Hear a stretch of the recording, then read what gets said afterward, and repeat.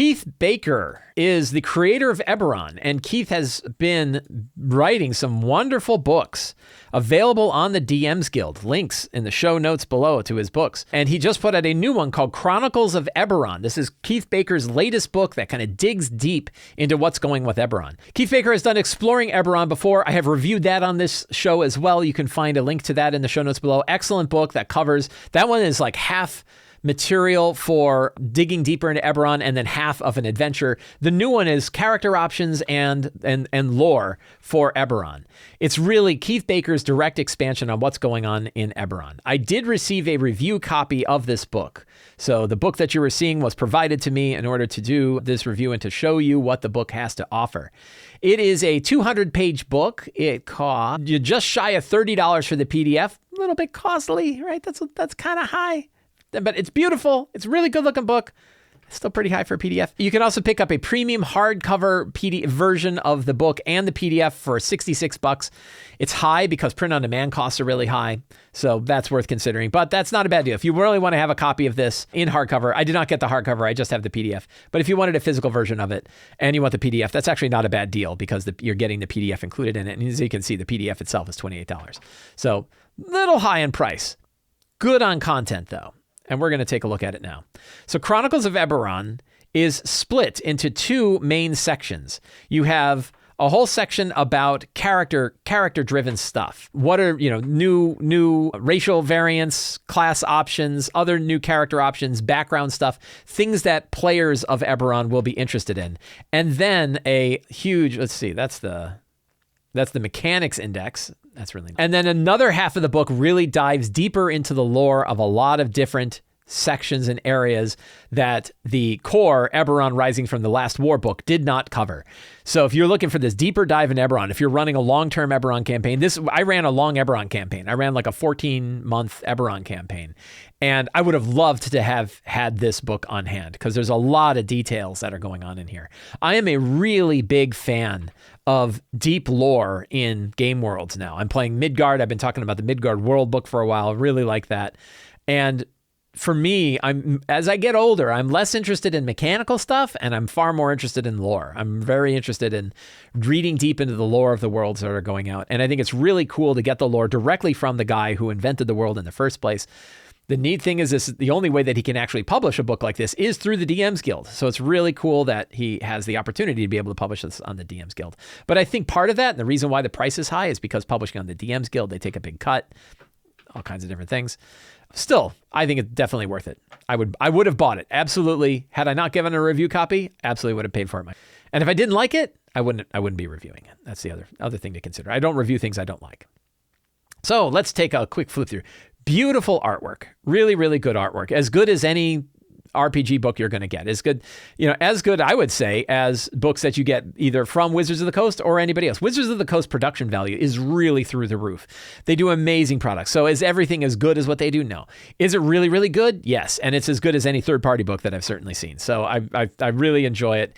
Really fun introduction about what it was like to do Eberron, and that he talks about the fact that he has this opportunity to use the DM's Guild to publish more material that Wizards isn't going to publish themselves. So we can really dive deep into this. Excellent lore, lots of stuff about what information everybody knows. Characters know, everybody else knows. Really good, good material there. Good way for the players to dive into the lore. One of the things I like about Rising from the Last War as well is that you can hand them the book and be like, these few chapters in the beginning, that can be your Session Zero guide. That can be your understanding of the world. You read as much or as little as you want. Expanding on that further, saying these are the things you know about the Kyber and the Daliker and all the other information here. Good lore, useful for DMs, but also useful for players. And that's really a neat style. Writing material that is useful for both DMs and players. This is where you get into this kind of like cool unearthed arcana idea of, let's talk about like specific things. What is the armor like in the world? What are the new weapon systems like? If you look at crossbows, there's a bunch of descriptions of different crossbows. What does the armor look like for the different factions that exist in the world? Good detail if you really want to spell things out. Here are all different types of crossbows. Some are very arcane, some are very mechanical, depending on the group you're with, is the kind of crossbow they would get. We don't think about like describing crossbows as a bit of lore. I kind of like the idea that there's a crossbow silencer.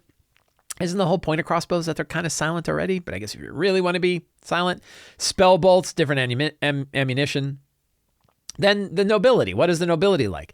Neat thing about a book like this is it can kind of go all over the place. It can hit the details in different areas. You've got Rising from the Last War. That's your core Eberron book. It really describes everything at a surface level. But then you want to dive deep. What are what's royalty like? What is it like to be knighted? I really like this. Noble background variants. Again, a lot of stuff going on for characters, a lot of different things that are lore-based, which I'm very happy with. I don't need lots of chewy mechanics. There are chewy mechanics in here, so if you're into your chewy mechanics, you can get them. I'm really more interested in the lore that's going on. And one of the reasons why is so many, this gets in a little bit of my D&D Beyond rant and my D&D Beyond worry. The more players rely on tools like D&D Beyond to do their character building, or like Roll20 and Fantasy Grounds and Foundry and stuff like that, if they don't own the other material, it's harder to include third-party mechanics into your game. But lore is very easy to include in your game. It doesn't matter which platform you're using. It doesn't matter if you're on D&D Beyond or you're using a paper sheet or you're using any of the other ones.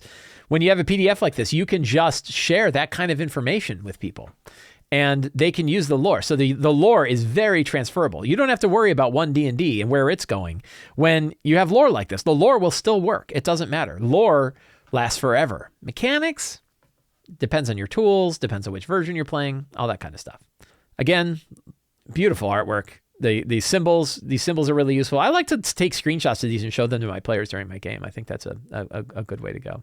Just diving deep into the history of things that are going on here, into how the cultures all work together. Very good deep dive. Again, really cool art. Look at that cool art. Ancestries to Eberron. How can you include ancestries to them?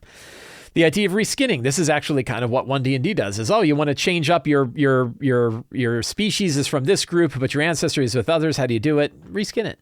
Right? Just reskin stuff. A lot of good talk here. What are some other things I want to cover? This is where you can kind of get into the specifics. The Tarnadal elves. We want to learn about this one particular branch of elves and what they're like. All kinds of stuff in here. Again, this is all sort of the player. It's player focused, but let's be honest. I don't think a lot of players are going to dive deep into this. It's good information that if there is a player who is very interested in the lore can read this, but also very useful for DMs. And they know this is information I can pass directly to my players. I don't have to worry about keeping a lot of secrets going on in here. Very cool artwork. Here we do have some mechanics like an Oath of Veneration, which is tied, and again, I think actually subclasses are a little easier to pass along than other kind of big, juicier mechanics, because it's basically one page. You could print this one thing out and set it aside with your character and say, yeah, I'm using the Oath of Veneration and work with that. So subclasses are pretty straightforward to include. A little bit of random tables, where are your warband's from. Gnomes, you want to learn all about gnomes? The gnomes of Lorgalan are all included in here. Zil descendants, all kinds of interesting stuff there. Little stat block, Lorgalan Cannonball, elemental. Look at that art. Isn't that great? Gnomes being happy. Oh, he's got a knife behind his back. Somebody's not going to be happy for very long. Another section on gnomes. You want to play a gnome? Look at that. That's cool. The Dark Six. So I created like a little Eberron random generator for things, like if they found old monuments of things. And I capitalized a lot on the Dark Six. I definitely like the Dark Six. And they're covered in small one-paragraph bits in Rising from the Last War. They have a lot more details of the Dark Six in this chapter. This would be great lore, including symbols and stuff like that, to use to flavor all of our common D&D things, dungeons, monuments, weird sculptures or statues, weird cults that you might run into, all that kind of stuff. You can flavor them with the details that you find in here. That's something that's kind of interesting about how D&D works. A lot of the core fundamentals of D&D are pretty straightforward stuff that we've been doing for, many of us have been doing for many, many years. And it's, very common. It's when you wrap a story around it, when you wrap the details, you wrap the history, you wrap the religions, you wrap this other stuff around these sort of common featureless things like dungeons or towers or ruins or castles or keeps or cults or armies or soldiers. They're all kind of common across groups, but when you wrap them in the lore, that's when they become really rich and full of texture. And it's books like this that really offer that up. Lots of information about the Dark Six. I think it's really, really cool. Again, next time I'm playing Eberron, this book is going to be at my side. I'll probably buy the physical version so I can sit and read it. My sort of, the sort of way I think about physical books and PDFs, I'll buy a PDF of just about everything. I don't care if I plan on using it or not. first of all, I buy tons of books. And I pick them all up, and I just like to have the PDF, and I like to have them on hand, and I mark them, and I kind of go back and read them. If I'm going to use them in my game, even if I'm going to run online, I like to have the physical versions of the book too. So I don't mind if I think I'm going to be running a game, I like to get the physical book. If I was going to, the next time I'm going to run an Eberron game, if I'm going to use a lot of the lore that's in here, and I probably am, I would definitely pick up the physical book version of this in order to have that on hand and be able to read it. It's easier than kind of skimming through a PDF for me. But I like having both. I like having both a digital version and a physical version when I'm going to run it a game. If I'm not going to run it in a game, I'll pick it up and read it and enjoy it and store it and oftentimes go back to it. Here we have like new character options, new bard colleges, some new kind of domain spells. This is where we get into the crunchier bits of what the book has to offer for characters. Look at Spells of the Six. Ooh, some new spells.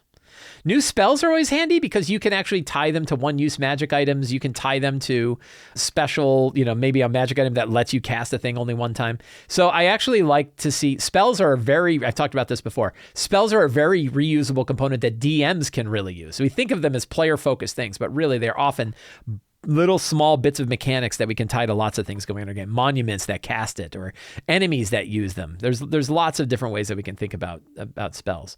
Part 2 is the Vault. The Vault is a DM focused session. It's interesting. Venture Maidens did this too. I'm seeing more creators that are sort of adding in DM advice into their source books. I think that's good. I don't think that there's a problem with that. I think if you have ideas about ways to kind of get the game to go in a certain direction, ways that you think really work well to run a game, I don't know why you wouldn't put them in there, even if they've been put in before. Session Zeros, I've now seen multiple books. I've got in my book. Venture Maidens has it. This one has it. I don't know if there's Session Zero descriptions in Tasha's. I think there is. So we're seeing like the idea of the Session Zero is now pretty baked in to a lot of the stuff that we're seeing. And it's a really valuable tool. So how do you run a Session Zero that is focused around an Eberron campaign? This section offers that advice. How to do character introductions. What do you do to run a journey? This is a very common problem. What are the things that you do? I've talked about on this show. What are the things that you can put in place when characters are moving from place to place? What are things that you can do to make the journey interesting? Nice section that talks about doing it. The montage talks about the montage is like a 13th Age concept. I first saw this in 13th Age where you bring up like, here's this problem. How does your character solve it? Or what problem does your character run into when you're going through and how do you solve it? Talks about that too. More manifest zones, these kind of weird magical zones. You want some extra ones? Here's a list of 12 new manifest zones. And then we have descriptions of locations in the world of Eberron that have not been fully filled out, like the sea. What are some of the locations? The Kutoa, the Dreamers in the Deep. That's a whole section for them. New Kutoa stat blocks. The Astral Plane. What is the Astral Plane like in an Eberron world?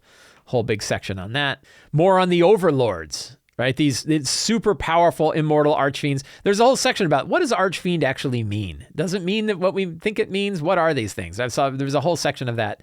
Whole thing about the statistics of the overlords. You will find overlord statistics in here. I think there's some in Exploring Eberron as well. And then there's a couple that are in Rising from the Last War. So I don't know if we have stat blocks for all of them at this point, but we have a lot of them.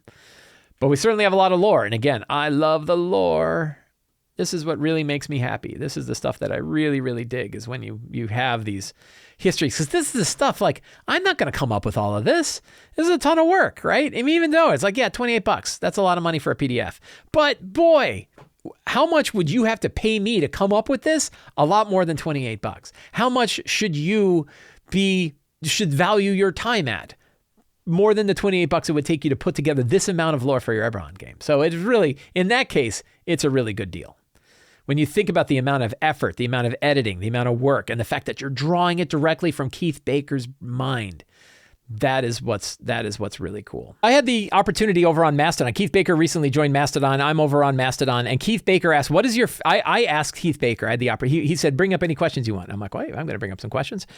So, what is your favorite bit of Chronicles of Eberron? This new book that came out. And he said that he loved the Centria lenses, which let the Kalishtar kill you with kindness, the amazing details on the map of Redria, and the corrupted magic of the shadow. But his favorite bit is probably the Ghost Stories chapter. Let's take a look at those sections. Where are the Ghost Stories? So Ghost Stories of Eberron was something he said he really, really liked. It has a little content warning. Hey, be a little careful. The reality of undead. The Mabarian zones. I did a lot with Mabar. Not Babar, Mabar. different types of undead and what they mean in this world. This was the section on it that he really liked. There's a shark, an undead shark. That's pretty bad. Lots of really cool stuff. Ghosts, banshees, and dawn specters. One thing I think is interesting is there are undead in Eberron that are not evil. There are undead that are actually good. There's that whole talk of the whole legion that's got undead working for them.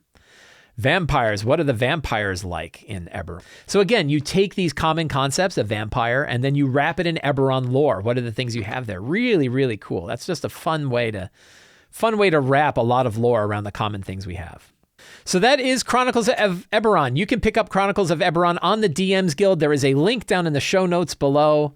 Thanks very much to Keith Baker and his publishing house for sending me this preview copy. Really, really cool stuff, and I definitely recommend it. If you like the kind of work that I do, you will want to subscribe to the Sly Flourish newsletter, where you get a weekly D&D related email sent directly to your inbox every week, along with a free adventure generator PDF. You can support me directly on Patreon, where you get access to the Uncovered Secrets Volume 1 and 2. You get the City of Arches sourcebook, a bunch of exclusive adventures, the dedicated Discord channel, the Patreon Q&A, all kinds of great stuff for becoming a patron of Sly Flourish. Very reasonable price. You can find the link to that in the show notes below. You can also pick up any of my books, including Return of the Lazy Dungeon Master, the Lazy DM's Workbook, or the Lazy DM's Companion. Thank you all very much. Have a great day, and get out there and play some D&D.